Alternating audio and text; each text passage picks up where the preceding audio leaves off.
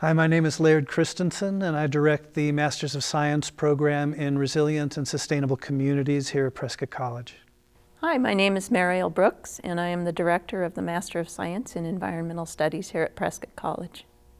One of the most unique things about these programs is their bioregional focus, and Laird was a major architect of that piece of the programs when we were first designing them. I wonder if you would tell us a little bit about them. Yeah, I would be happy to, because in some ways it's the thing I'm most proud of about these programs is that we've taken this new technology, this distance education technology, and we asked of it the question, how do we create programs that make people feel more connected to their own communities and let the learning take place in an applied way like we would do at Prescott College usually. And so by developing the bioregional approach, the concepts that students learn in every class they take are applied specifically to the places that they live. So there is no learning that takes place completely in the abstract. Their home places, their bioregions become the case study for whatever it is that they're learning at the time. This was really a way for us to feel comfortable early in the days of online education with how do you create a model of education that is applied but delivered online. But the most exciting result for me is that students end up learning so much from each other as they share what they're learning about their areas. So, for example, if a student in land use planning and policy who lives in Omaha, Nebraska, goes out and learns the land zoning ordinances in their community and then shares those online, and they're hearing back from students in Port Townsend, Washington, or Amarillo, Texas, or maybe even in Okinawa or in South America, they're not only learning that there are these many different ways to zone land uses, but they're also maybe learning that the way that things happen in their own community is not the best way. And so they're able to take these models from other places and think about, here's a problem in our community. You know, this kind of zoning is not allowed here, but it seems to work pretty well in these other places. And by then they're halfway to coming up with a proposal for some sort of change in policies that allows them to become more effective in their own areas. I think that another strength of the bioregional approach, especially in a culture which is fairly mobile, is that you learn skills for helping you become deeply rooted in whatever place you end up living. And it takes deeply rooted people in a place to really create the community and to be able to view the history, the ecological history, the human history, the geological history, to see what kinds of solutions would actually work in that particular place. It won't be the same in Arizona as it is in upstate New York. So that set of skills that allows you to really be in a place where you are, to be able to know where to find people who can make something happen, where to look for what the problems really are for local biodiversity, and how to talk to people in different places politically and socially that allow you to kind of bring the solutions to the table. So I think that is a very great strength of the bioregional approach as well. And you know, living at this particular point in human history, the early 21st century, where it's become painfully apparent that our traditional ways of structuring our communities and our economies are no longer sustainable. Programs like this play an especially important role then, because what we know beyond any shadow of a doubt is that the way we've been doing things for the last 250 years is not sustainable. So we have to come up with new ways of imagining what our societies might look like, what our interaction with our supporting ecological systems might look like. So at the same time that we're beginning to see our younger students come to college with real anxiety about the climate crisis, this also needs to be framed as an opportunity for great creativity, for great visioning. In fact, the term that I like to use when thinking about the climate crisis is the great transition, because it enables us to potentially play a heroic role in helping create what comes next that is sustainable. Part of that approach is to encourage a certain amount of playfulness.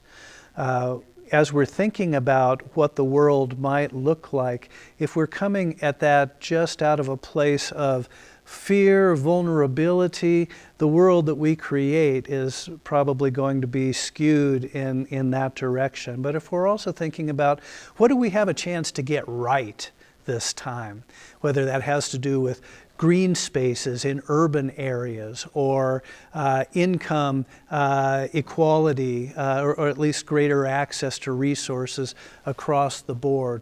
There are so many things that we have a chance to get right.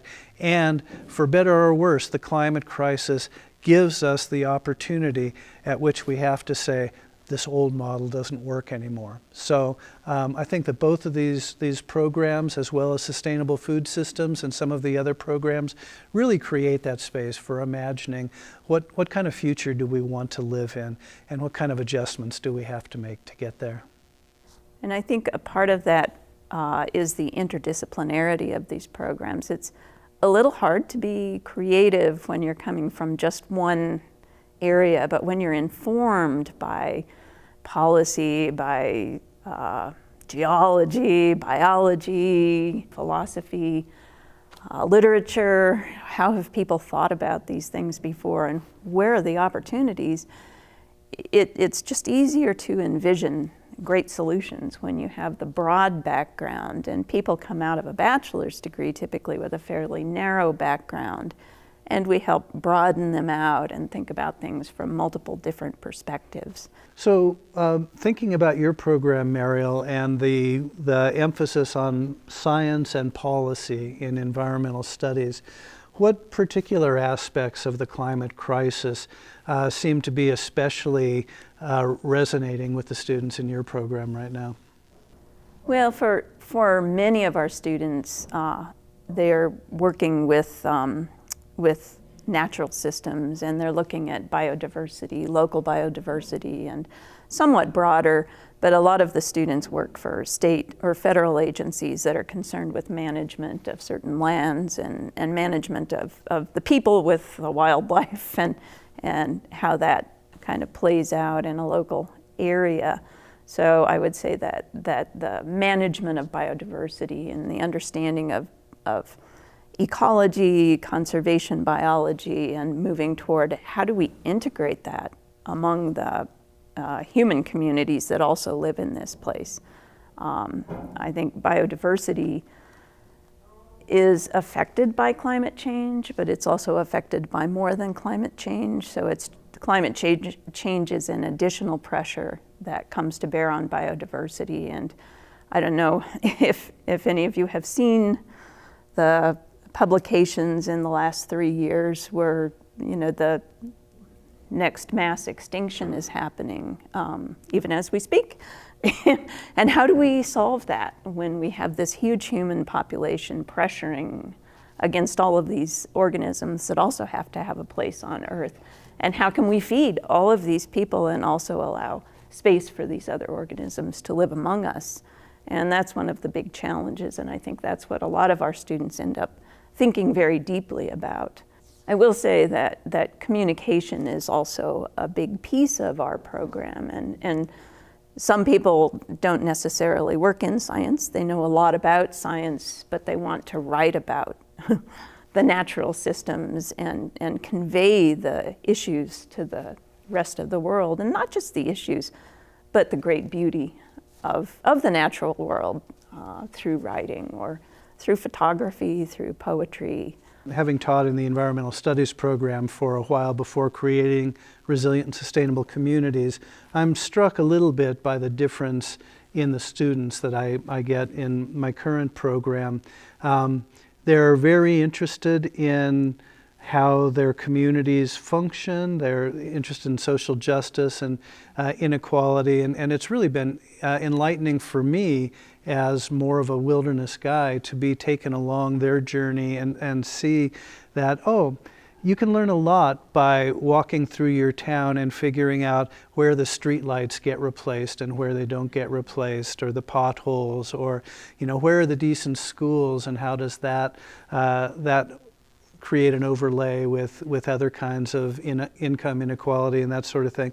So social justice is very important to my students, and we try to weave that in through a number of courses. But as we're thinking about the challenges of sustainability and resilience, we're also thinking about the long-term inhabitation of a particular place by humans. How has that looked in the past? How might it look in the future? How does climate play into that? And so the students are learning quite a bit about climate science and how climate projections are made, how climate models are constructed, the potential weakness in some climate models, but also what that looks like for their own place. And then that leads very naturally to a consideration of, okay, what does our current food distribution system look like? What food can we grow here? What food do we grow here? What food comes in from other places? How do we create a more resilient food system? Back when we were both teaching in Vermont and the tropical storm Irene came through, it took out highways to the north and south and east of us, and suddenly it became very obvious how our infrastructure, how those road systems really did ensure that our food was either going to arrive at the grocery store or not, as the case may be. These kinds of lessons that we can learn with and we can share through the online courses is an important part of learning. You can read all the definitions of resilience or vulnerability that you want to, but there's nothing like actually becoming suddenly more vulnerable than you had imagined. Same thing with energy. We've all dealt, I think, with energy losses at some point or another.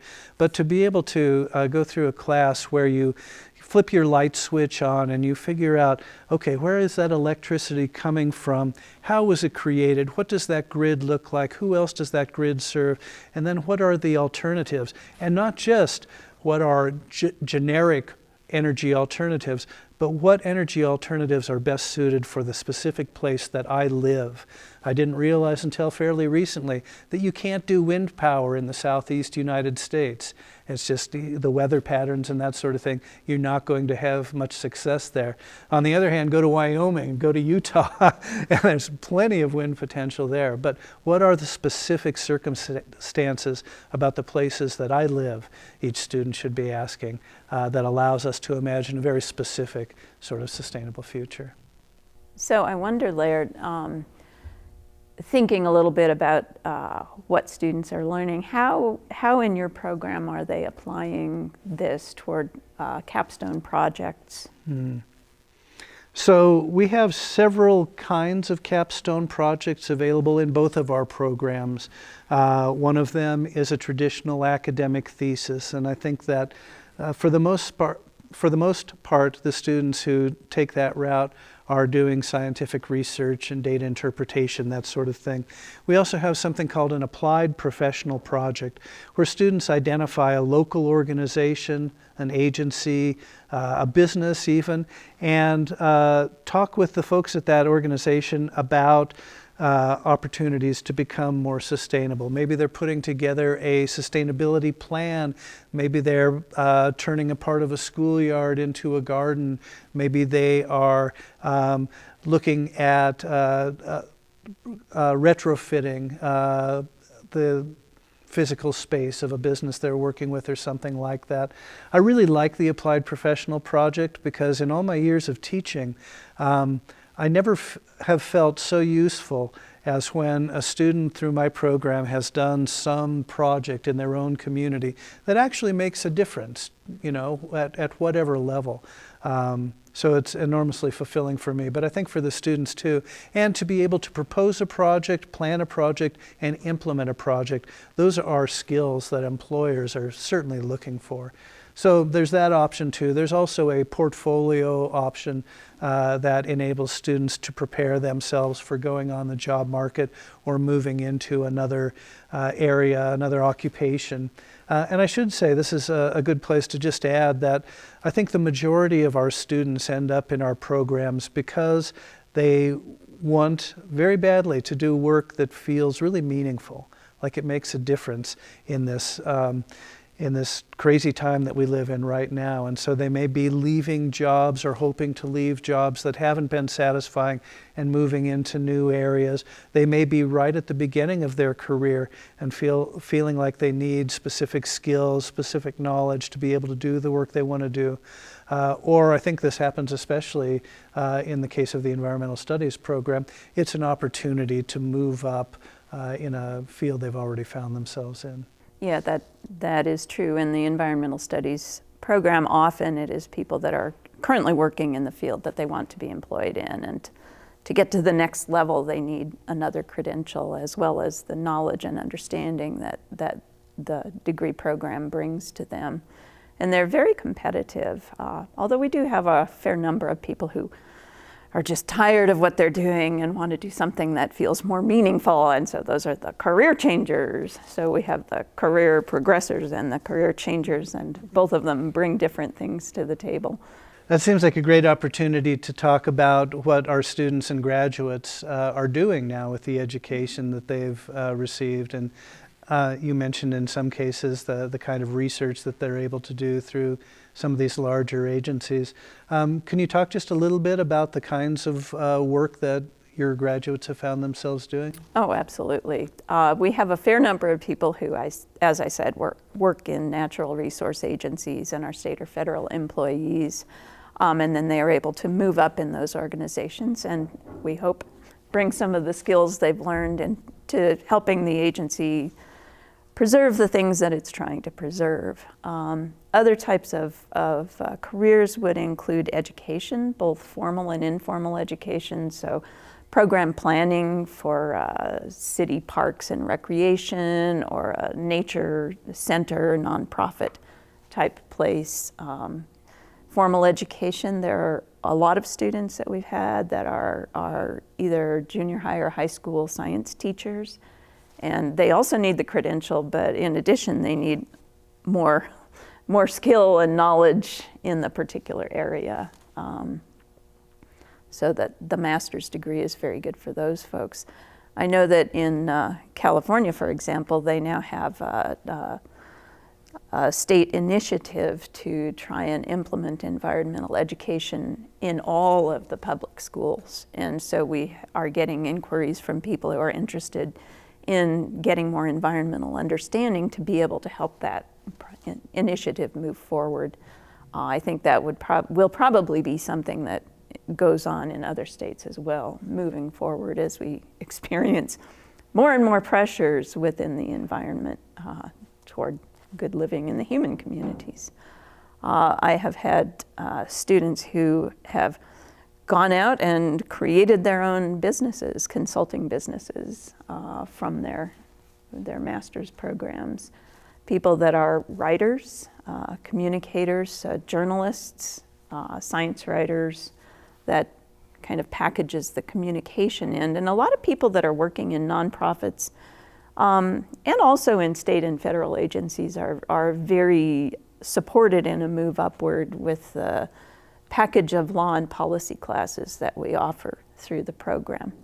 You know, I should add there, when we were considering starting an MFA in environmental writing at one time, I went around and met with editors from various nature or environmental magazines to ask about that possibility.